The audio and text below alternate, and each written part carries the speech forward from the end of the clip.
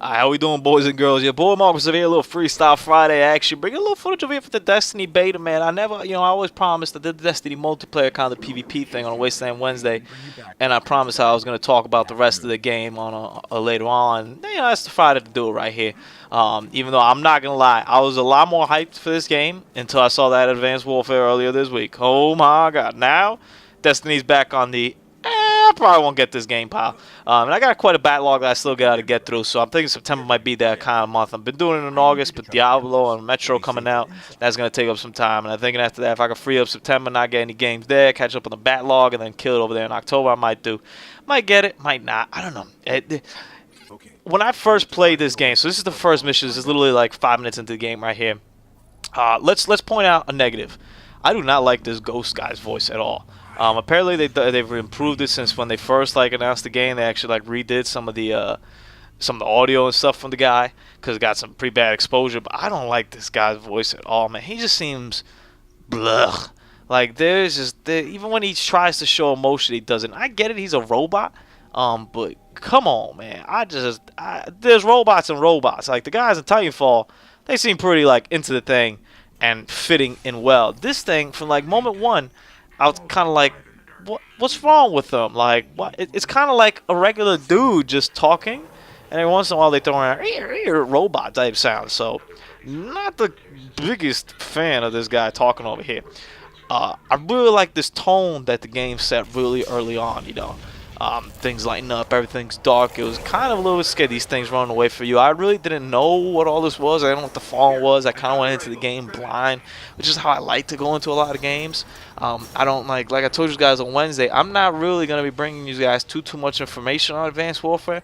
I'll talk about it when I see something on Twitter coming out, and I'll do that with games. I see something maybe pops up on me on Twitter, I'll read an article, be like, that's kind of interesting, but I'm not seeking it. I don't want to ruin what the game experience is. Even betas, I didn't get to level 8 on the Destiny beta. Excuse me, I didn't get to level 8 on the Destiny beta. I kind of stopped playing it after I got to 5 and got to the multiplayer, and I was like, okay, I don't want to, play this out, and then when I get the game, I'm like, oh, I already got to level 8 before. I like to find a balance. In life, it's all about finding balance. The same thing I'm doing with my Advanced Warfare coverage.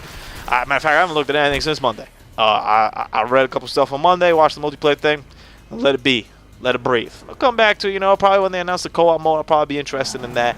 And maybe check out some more little multiplayer action on that. But let things breathe, In an era where it's very tough to get surprises, even let's point an example like an Assassin's Creed. I'm derailing over here for my thoughts, but let's go to an example like an Assassin's Creed Rogue. They already announced, there was already the rumor comment before that. Ubisoft already said that there was going to be something for the 360, but they did a good enough job at least keeping it, somewhat. The rumor was that you might have been playing as a Templar, but no one really know. And at least, when that game came out and they showed the trailer, it was a surprise, and I enjoyed it. I was like, that's pretty cool. Like, 2 Assassin's Creeds in 1 year.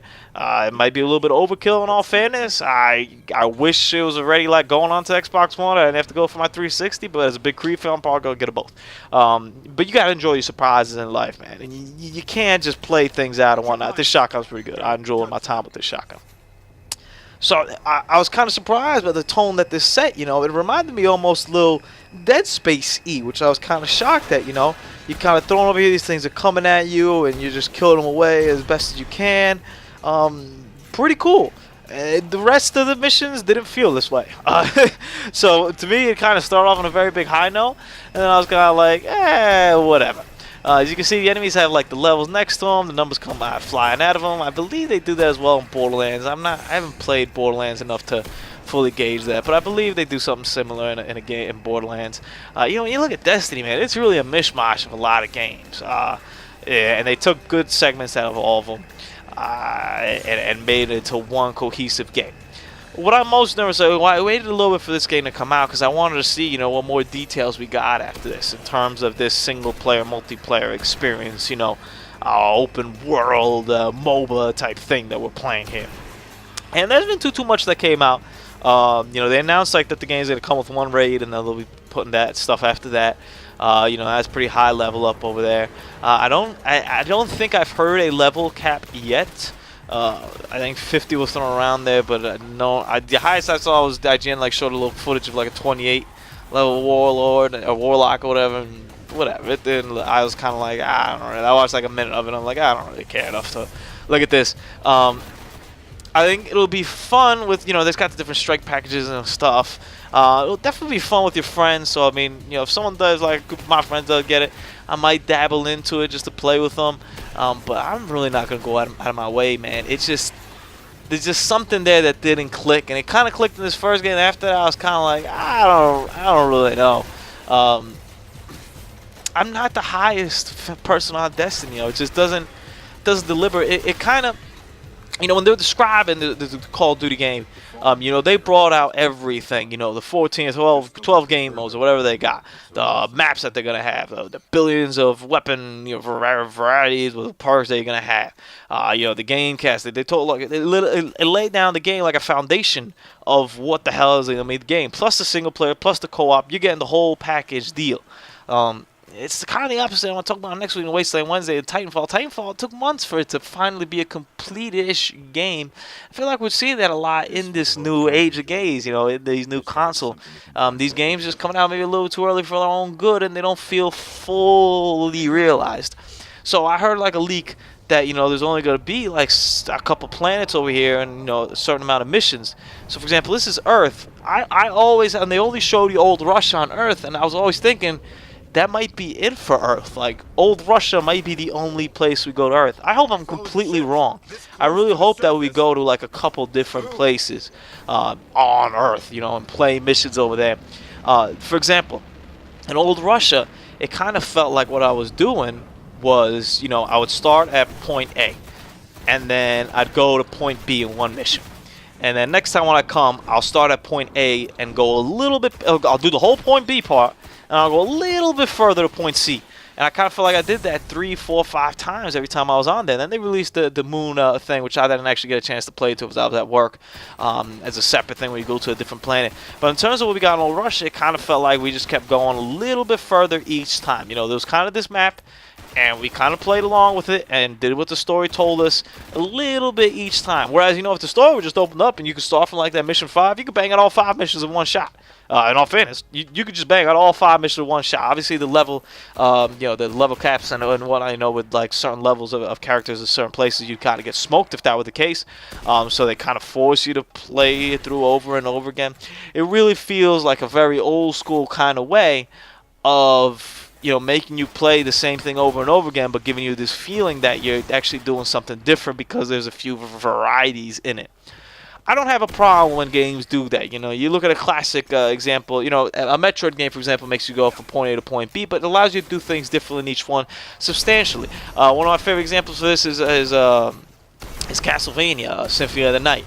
You beat the game, and then you got your whole map flips, and you're doing the castle all over again, except backwards. It's the same map, sure, but it's a completely different dynamic. When it came to Destiny, it felt like the same map. I could go a little bit further, I could see a little bit more of the story, but I wasn't really that drawn into it.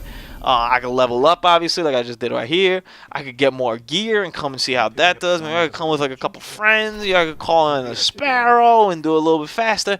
But in essence, I'm playing the same map over and over again. So what I'm thinking is going to come out in this game is when the game releases, we're going to have, 7, 8, 9, whatever amount of planets we're going to have. And it's going to be the same system. There'll be 5 or 6, 5 or 6 strike packages. I don't remember what the exact wording was. A strike zone, but 5 or 6 missions to each planet. But it'll all take place in the same area. It'll just be going a little bit further in each area. And this is me being lost over here trying to figure out what the hell. This is literally the first time I was playing the game. So I was like, okay, I got some gear. How the hell do I equip this? Which is pretty intuitive, It's just a matter of exploring over here at the beginning and whatnot. Or the upgrade and the perks and whatnot. So I have a sneaking suspicion that that's how it's going to be done. So in essence, you're going to have, when this game launches, 9 worlds. And, whatever the raid takes place in, which let's hope it doesn't take place in the same area. I just feel like as I was playing this and I was doing my 4th mission on Old Russia, I was like, I see the theme here behind this, and I feel like this could be and should be better. Like we shouldn't be constrained by these limitations when it comes to this. You know, I want Destiny to be what Destiny is hyped up to be. I want it to be this place where I'm gonna get lost. You know, in all fairness, I think we kind of got spoiled a little bit with No Man's Sky and what they showed us at E3. I want that to be Destiny, except, you know, not like all so colorful and crazy and have dinosaurs. You can have dinosaurs. I don't really care. I want it to be this kind of like infinite world where I'm just like exploring things.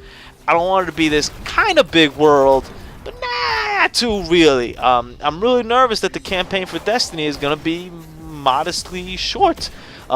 And in all fairness, in terms of the single-player play, you know, I played by myself for a lot of times. I hadn't managed to link out my boy Carl to play with it, unfortunately, but I was just work schedule and whatnot, so I would love to see the experience with him maybe in the game. I played with it, you know, the occasional bystander that actually helped out every once in a while and did what people do, which is just sometimes just bounce and not help out. And it felt okay, it felt cool, but it was like, I don't really think I need this per se. So I'm still not 100% sold to Destiny. I still need a little bit more, baby. Need a little bit more. And the PvP, I'm not gonna play that, man. Let's keep it 100. I will not play that, you know, especially when Advanced Warfare comes out. I'm not playing that. The single player is really what this thing will sell me. I just can't stand this guy's voice. I should just let you guys hear this. You know, I'm gonna shut up. Destiny, here's a little cutscene for you guys, man. Enjoy. Have a great weekend, everybody. As we put this shit back over here together so we can fly to this planet. My character, pretty beast right there, huh? He's also, other than too, like, thrown back by this dude. The story was alright. It was there, but it wasn't anything too crazy. I did like the music, though. I did kind of like the feel for it. We out here. Now, about that trans man.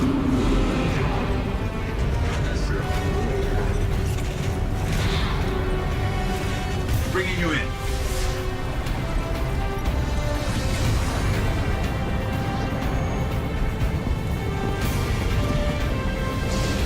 You can come back for them when you're ready. Let's get you home.